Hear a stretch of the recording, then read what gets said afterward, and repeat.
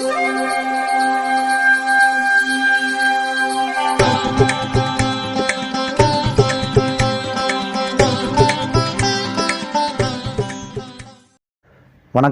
வசந்த காலம் YouTube channel வாயிலாக ஜோதிடர் சண்முகப்பிரியன், சென்னை அடையாறிலிருந்து. புத்தாண்டு பலன்கள், அதில் குரோதி ஆண்டு, அதற்கான பலன் இப்போ பார்த்துக்கிட்டு இருக்கோம். அதில் மிதுன ராசிக்கான பலாபலன். ஏப்ரல் மாதம் 14ஆம் தேதி தமிழ் புத்தாண்டு. இந்த புத்தாண்டுக்கான பலன் இப்போ மிதுன ராசிக்காரர்களுக்கு இது எப்படி இருக்கும் அப்படின்னு பார்க்குறதுக்கு முன்னாடி, பொதுவாக ஒரு பலன் எல்லா பஞ்சாங்கத்திலையும் போட்டிருப்பாங்க. இந்த ஆண்டிற்கான ஒரு வெண்பா வரும். அந்த வெண்பாவுக்கு ஒரு பொருள் படுறது போல் ஒரு பலன் சொல்லுவாங்க. அதில் இந்த குரோதி ஆண்டை பொறுத்த வரைக்கும் எப்படி இருக்குது அப்படின்னா, திருடர்கள் பயம் ஜாஸ்தியாக இருக்கும், விளைச்சல்கள் கம்மியாக இருக்கும், இந்த வெயில் அதிகமாக சூடுலாம் இருக்கிறதுனால அதில் வியாதிகள் பரவும் அப்படின்னு போட்டிருக்கு. ரொம்ப விளைச்சல் கம்மி, மழை குறைவு, திருடர்கள் பயம், இப்படி இருக்குது. ஆனால் இந்த குரோதி ஆண்டை நம்ம ஒரு 60 வருஷத்துக்கு முன்னாடி கொண்டு போனோம்னா இதே மாதிரி ஒரு குரோதி ஆண்டு வந்திருக்கும். அந்த ஆண்டு எப்படி இருந்துச்சுன்னு நமக்கு செய்திகள் வருது அப்படின்னா, அப்போ தான் தனுஷ்கோடியில் ஒரு பெரிய புயல் வந்தது. அப்போ அங்கே இருந்த ஒரு பாலமே தெரியாமல் போச்சு, காணாமல் போச்சு அப்படிங்கிற ஒரு செய்தியெல்லாம் நமக்கு வருது. அப்போ அது போன்ற நிகழ்வுகள்லாம் இந்த ஆண்டு வரக்கூடாது, எதுவும் வியாதி வரக்கூடாது, கொரோனா மாதிரி வரக்கூடாது அப்படின்னு நம்ம இறைவனை பிரார்த்தித்து நம்ம ராசி பலனுக்கு போகலாம். ஆனால் இந்த ஆண்டு பிறக்கிறதுக்கு அந்த நேரத்துக்கு, ஆண்டு பிறக்கும்போது ஒரு ஜாதகம் வரும்.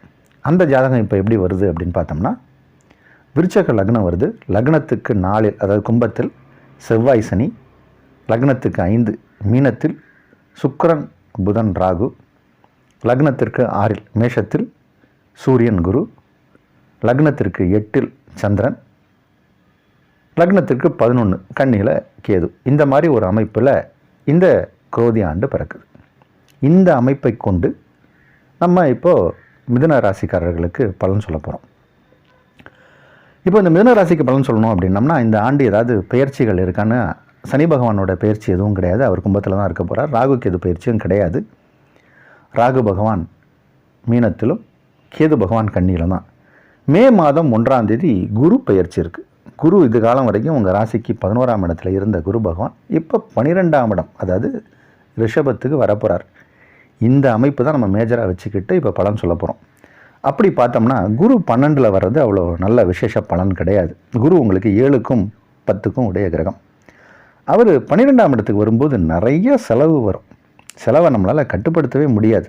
அந்த அளவுக்கு செலவு வந்துக்கிட்டே இருக்கும். இந்த செலவு நமக்கு வருதே அப்படின்னு பயப்பட வேண்டாம். இது எல்லாமே ஓரளவுக்கு சுப செலவுகளாக இருப்பதற்கு வாய்ப்பு உண்டு. சுப செலவுனா என்ன? ஏதோ ஒரு பெரிய ப்ராப்பர்ட்டி வாங்குறது, இல்லைனா வீடு கட்டுறது, இல்லைனா கல்யாணம் செய்கிறது, இந்த மாதிரியான விஷயங்களில் செலவு வரலாம். நம்மளும் சமயோஜிதமாக அந்த மாதிரி செலவாக அதை மாற்றணும். இல்லைனா வியாதி வைக்கைக்கு செலவு பண்ணுற மாதிரி ஆகிடும். ஆனால் செலவு உண்டு.